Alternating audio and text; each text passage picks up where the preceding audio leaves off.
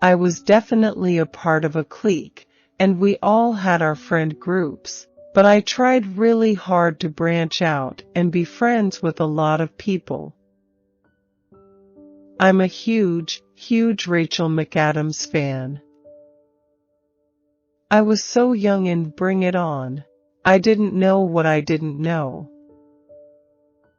I grew up playing sports, and being athletic was just something I have always hung on to. Love me some Tom Kitt, he's awesome in every way. It was strange to go off the path that everyone takes and not finish college, but it's been a great adventure. You never know what will happen, but that's the life of an actress, and it's exciting. I had trouble in high school, and it has really pushed me to do something big and make a difference.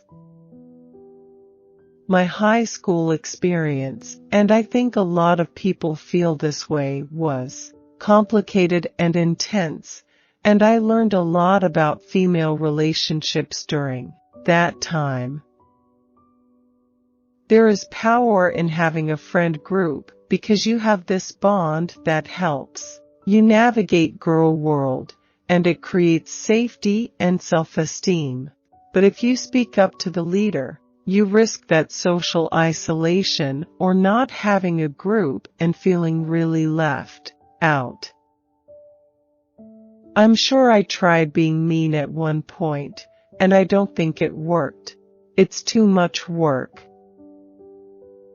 I fall more on the insecure side of things. I'm from Bourbon, Missouri, where spirits are high and where the cattle population exceeds the human population. Peter Pan is tried and true. It's a story that everybody knows. I hone my craft. I keep going. I light a little fire under myself. I look around for roles that will challenge me, and I'm grateful for all the ones I get. It may seem like I've gone from one show to the next, but it's been a roller coaster. I've had my share of lows. I remember thinking, if I can make Tina Fey laugh, I can die happy. When I was in Kinky Boots, nobody really cared what shape I was in, and so I remember, fans would send me cookies to the theater, and I would be like, okay, I guess I'll have another cookie. The most important thing is sleep. My mom can survive on 4 hours of sleep. I cannot. I need a solid 8. I keep 10-pound dumbbells in my dressing room. It's nice to do before a show to get your muscles to wake up. The Whole30 diet has made a huge difference for me with my sweet tooth. The best part was it taught me that I can still be satisfied without having a ton of sugar in my diet. I remember watching the Tony Awards as a young girl, thinking I would never get that far, but, in my heart, wanting so badly to perform on Broadway and defy the expectations of my small town. Anytime you take a movie to stage, you can't do the same thing. It's not gonna work. I encourage people to be floaters. Don't stay in one group for too long. I watched Rugrats and SpongeBob because my dad liked SpongeBob too, so I loved having that on. When I was 10, I did my first show. It was Annie. Growing up, I watched a lot of Shirley Temple movies. I went to the University of Michigan for 2 years, and I auditioned for Bring It On during my sophomore year, so I got to finish my sophomore year, and then I joined the touring cast. I was actually born in Madison, Wisconsin, but raised in urban Missouri. I wasn't a cheerleader in high school, but I was the leader of my soccer team. I missed my homecoming for a rehearsal. I transferred schools in high school, so I've been the new girl on the block. I like country music. I try to pride myself on being nice to everyone and not letting egos get in the way. It's fun to cast away concerns you might have about what other people think about you. With Bring It On, I really have to give most of the credit to the people who lifted me up. In cheerleading, a lot of the work is from the guys lifting you, and my body would just have to stay straight or firm or tight. When you rehearse a Broadway show, you get 2 months of rehearsal, while in TV, it's a much shorter process. I'm not going to lie, I miss the grass and the trees. I miss home.